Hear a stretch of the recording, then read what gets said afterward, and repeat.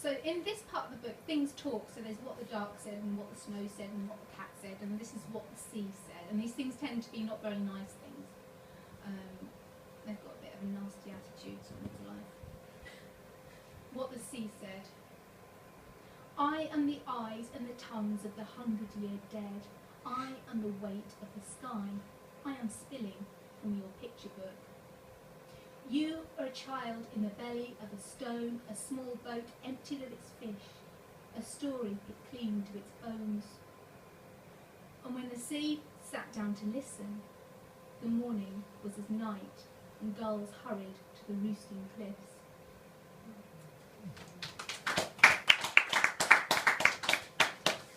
I thought I was going to go for one, but actually my poems are too short. What have we got now? To make sense. Huh? Put it down. Sorry? Just put it down. Put it down. Put it down. There you go. Yeah. Okay. I shall read then. No, I won't read that one. Never read that one. It's funny. There's some poems you just never read. Out loud, anyway. So, my father built this strange shed thing, and it hulked at the bottom of the garden, and this is that. It's a kind of little prose poem thing. The story of the shed. When his daughters were very small, my father built them a shed right at the bottom of the garden. The shed was no ordinary shed. It was made from wooden pallets and 4-inch nails. It was doorless. The wood was green and still bled in places. In others, skin and teeth were flaking away, ripe for splinters and snags. One day, the shed bit his eldest on the heel of her hand so fierce, a splinter lodged deep in her flesh. Try she might, no needle would free it, not even a pin from her grandmother's toolbox. She is sleeping still. When she wakes, she will be a harbour for all the lost birds. She will be a living tree.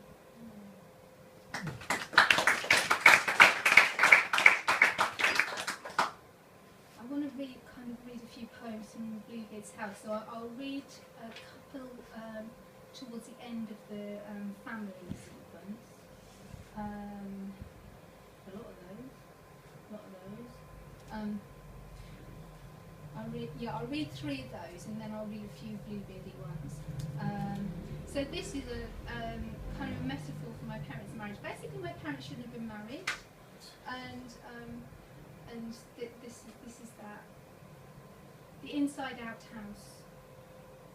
The house turned inside out, innards tumbled onto the grass, trees watching with the quick eyes of birds. One has laid eggs in the body of a parent's bed, and is breaking them open with a pin-sharp beak. It eats the yolk, leaves the albumen to dribble down through the rusty springs.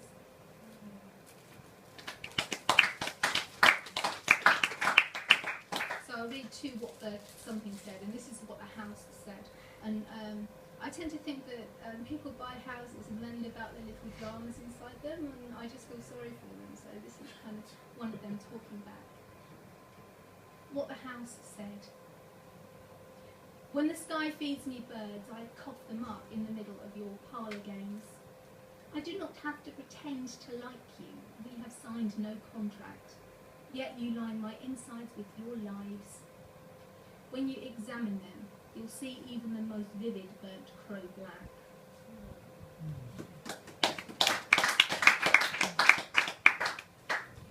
I'll tell you what, there's a poem that fits the two halves together. It's a kind of hingy type poem. And it's based on there's a sculptor called Alice Meyer, and she made something called a coat of nettles, which was literally a coat of nettles. And this is the House of Thorns, so it's a tiny, cute little plywood house, and all of the outside is covered in rose thorns.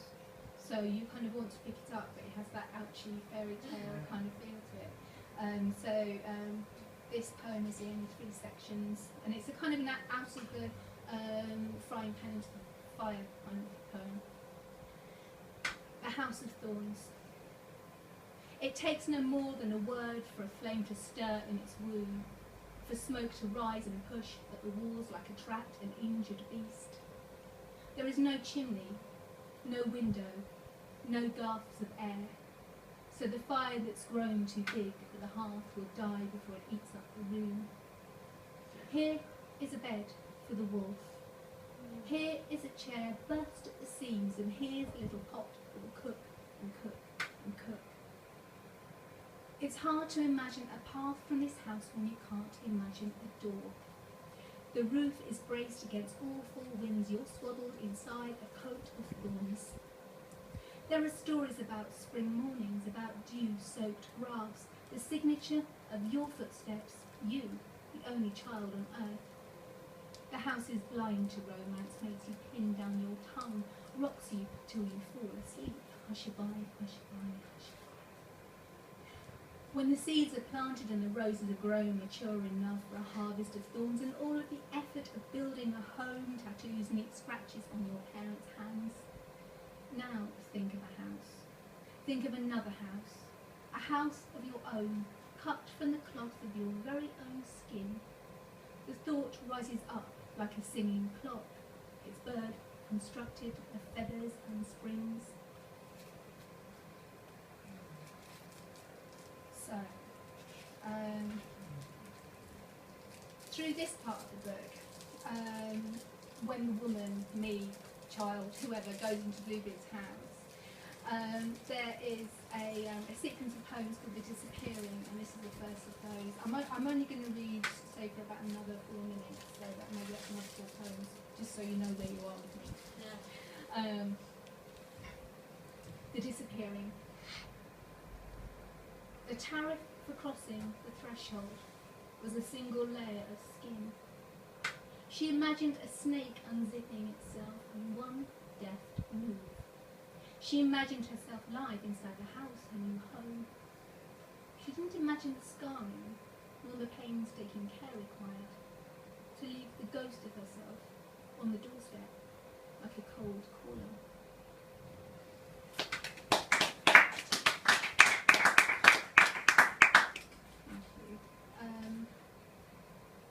So we had this dog, well, Bluebeard had this dog, and then I kind of adopted this dog, and this is based on a true story about the dog, and it's called Dog.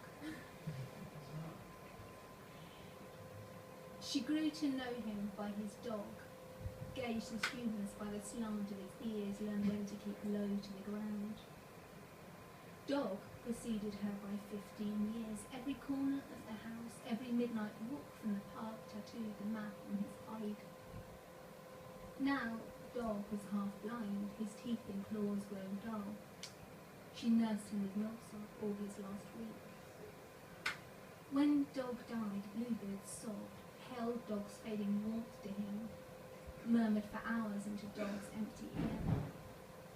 Later she found him outside, clay stuck to the soles of his boots, quarrying with pick and shovel, waist deep in Dog's grave.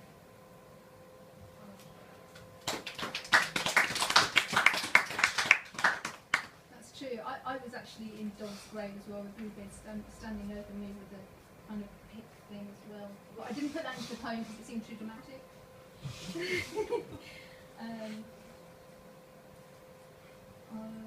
So in this part of the book, the woman believes she has had a child and cannot find the child and spends time looking around the house. Child. She must have been somewhere else when they cut her open, hauled the baby out and tried to zip her up like an empty bag. She must have been waiting for a bus or playing lawn tennis. She must have been Artagas the mermaid goddess at the boating lake. That night, cries rose from her half-closed wound, and they watched her temperature soar, mapping it on a chart, like the lunatic flight of a moth. She awoke as a rock in a fast-moving river. There was no child, no tiny warmth. There were voices and hands, all of them hollow.